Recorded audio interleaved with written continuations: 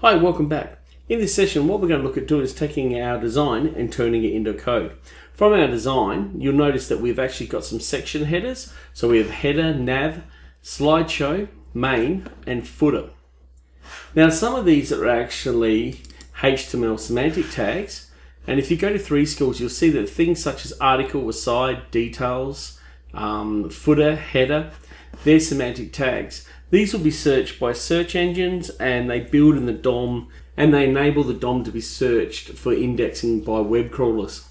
But things such as slideshow, which is not in our semantic list, will have to be declared as a div ID, and there is a debate if you need to call them IDs or if you can use classes. But from my standpoint, I always use div IDs to section out areas.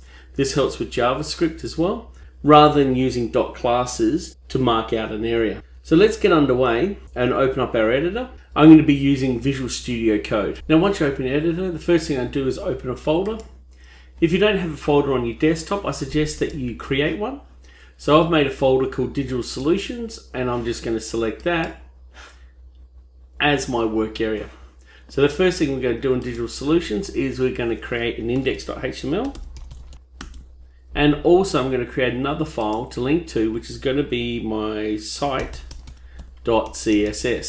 Now, some people use site.css or global.css. It's up to you what naming convention you want to do, but you need to keep them consistent. Just going to close the welcome tab, and therefore I've got 2 blank documents. So the first thing I'm going to do in the index.html is place a boilerplate, and I'm going to give my website a title. So to do that, I'm just going to put my web address, www.elmarsden.com. And also underneath my site, I'm going to put in some comments, so /star, and I'm going to put developer. And if you wanted to, you can actually have this on a second line, and then you can put your name after it. So in my case, it is Leon Marsden. And then if you want a date, you can put the date in there, and you can put any other information you like that you are required for internal documentation. So this then allows us to link back to the index.html. Now remember, you can save all. Command Option S will save both the files at one time. What I'd like to do in my index.html is actually put in a header tag. So I'm going to put in a h1 tag, and I'm just going to put in this is a title. Now the reason why I do that is because I want to link to my CSS. To do that, I need to come back up into my header section and actually put in link, and then I can actually link to the CSS, which writes it out for me, and then I can come in, delete out the old styles, and put site. Now I can save the HTML, go back to my CSS, and then I can put a h1 tag in there and then add something to it, maybe like color, and then give it a color, and let's go with a blue and save that. Now I'm running an extension called Live Server, so I can select my index.html, right mouse click and go open with Live Server, and when I do that, it will open the web page for me. So what I'm going to do now is actually adjust my screen layout so that we can see what is happening here will automatically update there. So if I change this to www.elmarsden.com, when I save, this automatically updates for me, and that's using a plugin called Live Server, which looks like this. Alright, so let's start creating our sections. Now, one of the first areas we need to create is the outer container. This is this grey one here. We notice that we have 1024 pixels wide. So we need to declare that. It also has a hash sign in front of it. That will also be indicative of this one here. We'll need a hash sign as well. Because the other ones are HTML semantic tags, they don't require the hash. But because we're going to declare these as div IDs, which is container, we need to put the hash in front of those. So let's start by creating that area. So to do that, we're going to open up a div, and we're going to create an ID, and we're going to let that equal to container. And then whenever you open a div tag, you need to close a div tag. Now it's also a good idea to put in a comment tag afterwards, which is going to be my container. So therefore I know where the div was open and where the div was closed. Now at the moment we won't see much occur. When I save this, we'll end up with a blank page. So let's stylize container. As I said before, when you declare a division, you have to use a hash symbol. And then we can put container, and then we can open and close the brace. In here we can actually set a width, and we can set that to the 1024 pixels. Remember, each line requires a semicolon at the end to end the statement. And we can also set a height, and we can work it out mathematically, but at the moment I'm just going to set that to 900 pixels. We can adjust that as we go along. The other thing I would like to do is set a color. So I'm going to set a background color, and I'm just going to pick a gray. So I'm going to pick the light gray, and I'm just going to save that. You notice automatically my web page has updated. You can see the gray box. If you wanted to, you can refresh and see that. I'm going to go back into my HTML, and just at the bottom here I'm going to put hashtag container. And I might remove the capital so we know what it is. And when I save this, you can see containers at the top. Now that's going to be important as we go along. Container holds all these other boxes in there. So the first one is header, then nav. So if I want to declare header, all I need to do is type in header. And this will be the header section. So in here I'm going to put a h1 tag and put header. And I'm just going to save that now.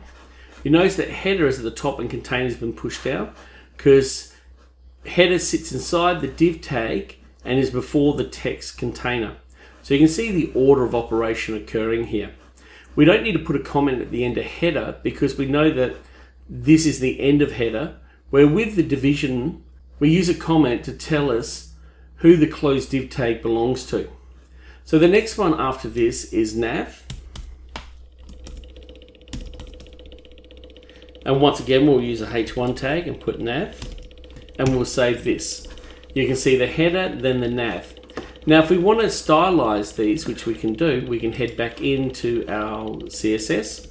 I'm just going to remove the blank space there and press enter. And then I'm just going to put header and then open and close the brace.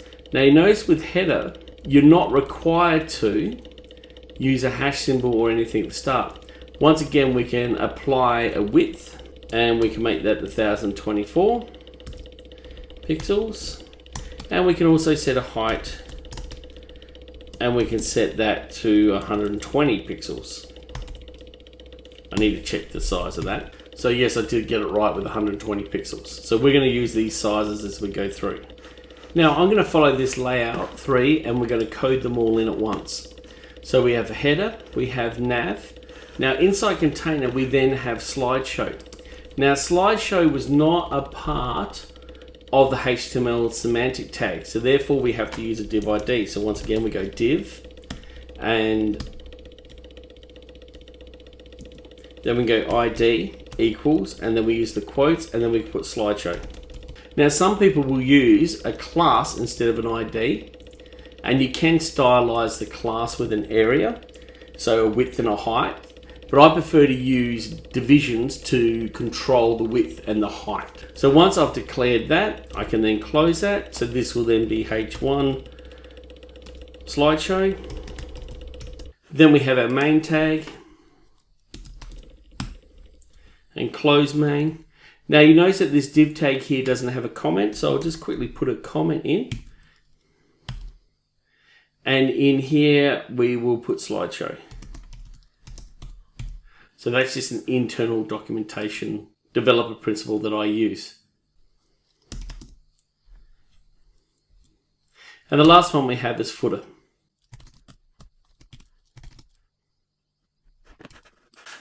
So once this is saved, you can see we've got the header, we have the nav, we've got the slideshow, we've got the main, we have the footer, and then we have container down the bottom here. So that now I've got all the containers declared, the next thing I need to do is stylize them. So once again, you can see here I have a header, we have a width, we have a height, but we don't have a background color yet. So let's add a background color. Now we had a very light blue there, so we'll put a sky blue and we'll just save that, and you can see the sky blue there. The next one was nav. Now nav will also have a width and a height and a color, so I'm just going to copy these down. Just line that up. Now the color can be, you need a different color, so I used a maybe a pink. So we'll just use a soft pink, and the height was 40 pixels. So once I save this, you can see that that has updated now. Now the next one was Slideshow, and because it's a div ID and we declared Slideshow, we need to use the hash symbol, and we can go Slideshow, and we can set the colors again, and I'm just going to copy and paste these. I'm going to change the color to a purpley color. You can select them out if you like.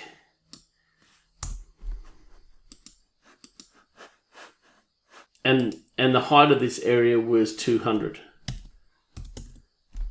I'm just going to save this, and we can see now that Slideshow has a defined area. The next one was main.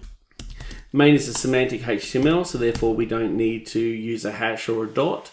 We can just call a main. And it was sharing 1024 and 400 pixels high and was a yellow color. So let's just copy these down again. Change this to a yellow color. Depending on which color sequence you want to use, it's a good idea to use RBG. And we know that the height of main was 400. And we can save that, and we can see the update there. Now the last one was the footer.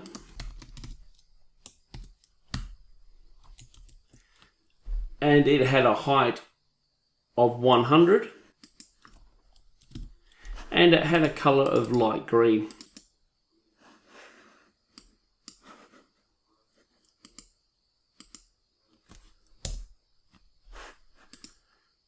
And we'll save that. Now that we've established all the containers, the next thing is to actually start putting some information in. So you might actually put some placeholder text, and that's okay, and images, and the items that you need to put in there. Because once you've started putting some text in and some images in, you can then start applying styles. The last thing you may want to do is reduce the container size to make sure that it fits everything inside it. So if I head back up to container and remove the height and save that, you'll notice that we don't need to have a height set because the size of the containers will stretch it. We can also head back to our main HTML, remove the hashtag container, and just save that. And if we want it to float in the middle of the screen, all we need to do then is add in left margin auto and also right margin. So margin right auto. And depending on how big your screen is, as you move that, it now becomes a bit responsive and floats around for you. So I hope you found this tutorial useful, looking at HTML semantic tags like header and nav, etc. And also div IDs such as container to house our page in, and special areas like Slideshow. If you found the tutorial useful, give it a like, subscribe to my YouTube channel, also have a look around for other useful dynamic website tutorials.